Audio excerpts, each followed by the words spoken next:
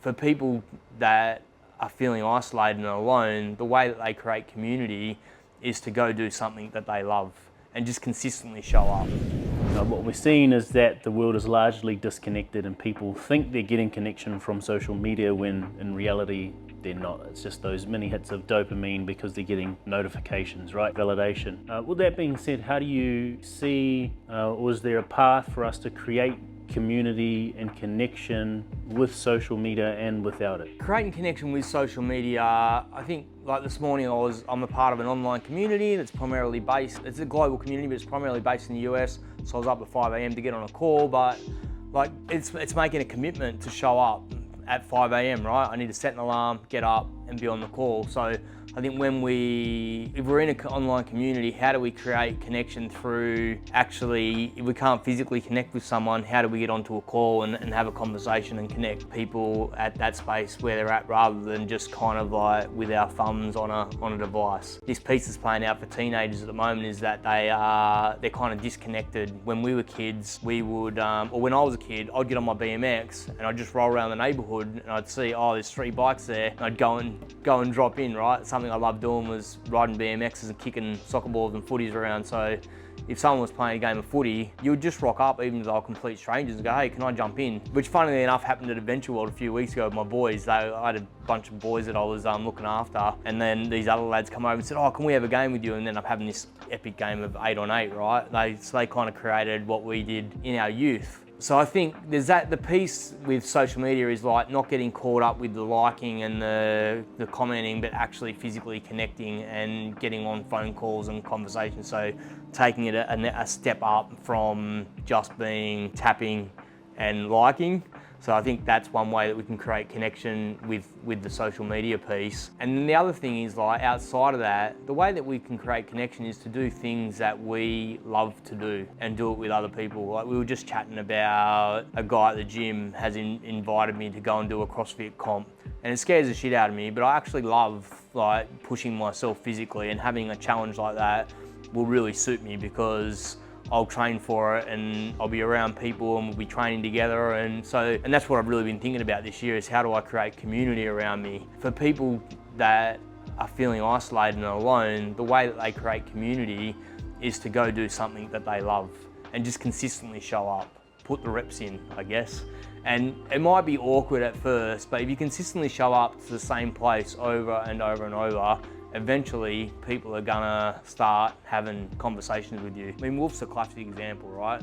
I roll into Wolf and Paul's like, g'day Corey, how you going? Handshake, hug, and you feel a part of the community, right? So, and we come here on Fridays once a week, most weeks throughout the year. So it creates that connection just through repetition, right? And I think often because we live in a world where we're seeking validation because we get dopamine hits from our Facebook life, if we roll into a new space. Well, an example is I went into a new church looking for something. I don't know what I was looking for, but I was looking for something different to my church. And I'm like, and I didn't get it on the first visit, right? And I'm like, I don't know, I'm gonna go back this week. So I'm already like, I didn't get what I wanted, so I might just go back to what I know. And I think that's kind of normal for a lot of people, right? They go and do something new and it might be difficult and they might not fit in and they might not have found their tribe on that first visit. But if you stick at it for a period of time, then you will create connections and then opportunity for meeting outside of the gym. And that's really where life can be lived, right? Rather than kind of in isolation. It's really cool. I think that's a good example. I remember doing extreme leadership over on the Gold Coast with Preston Smiles and Alexi. And one of the exercises that they do is you're in these small groups for the weekend, the first weekend out of 2. You're in these small groups and then at the end of the weekend, they get everyone in a circle. You sit down, one person stands up, they turn their back to the circle, everyone's got a piece of paper and they write, trust you, yes, trust you, no. And they say, what is your perception of this person? And when I got mine back, I looked at it and there were a couple no's and I was like, fuck, I thought I was a pretty trustworthy dude. And then the perception was from a few people, scared little boy. And I was like, oh, that broke me, hey, it broke me. But the lesson out of that was that the first time interacting with a group, you're probably not going to be yourself to your fullest extent. You're going to be a sheltered, boiled down version of yourself because you're not sure how to show up to fit in. And that's okay. But like you said, with consistency and going there, being consistent, frequenting that space, giving those people time to adjust and yourself time to adjust, you start to open up and flourish in that environment and becomes one that you actually love going to and that you get something out of. Yeah, and then we roll that into maintaining friendships. I kind of have learnt into this role of that I'm the organiser of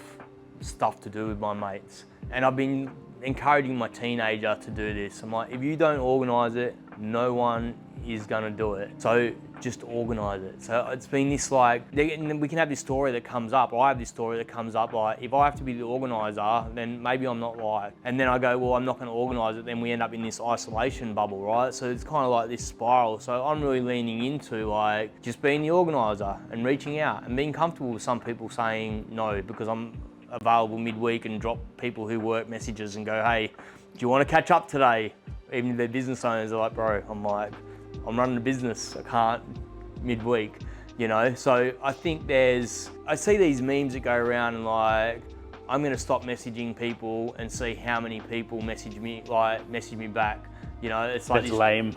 Yeah, it's just this real ego thing, right? Yeah. Like, where if we just lean into like, who do I want to be and how do I want to show up? And if a good friend is the label that I want to put on myself, then what does that look like? So if someone wants to show up in their life and have good friends around them, then how are they showing up, or how am I showing up? So I think that is an important piece in this loneliness, isolation piece, is that because we feel like we're connected, but we're disconnected on our devices, we don't often reach out and connect. And it happens even with us, because we're dropping voice messages, and we caught up on Wednesday and I'm like, we kind of made this commitment to like have a weekly catch up where we're not doing videos and we're just kind of shooting the breeze and having a conversation and being mates, and we've kind of let it slide, right? Because for whatever reason, and the reason that we let it slide is because we're like, every second day or so, we're typing messages to each other and we're sending voice texts, and so we feel deeply connected, right? But it's not the same as meeting in a space and having a hug, and it's totally different energy. You can't just sit around on your hands waiting for people to organise your friendships for you. Sort of got to take control, take the reins and put your best foot forward. Yep.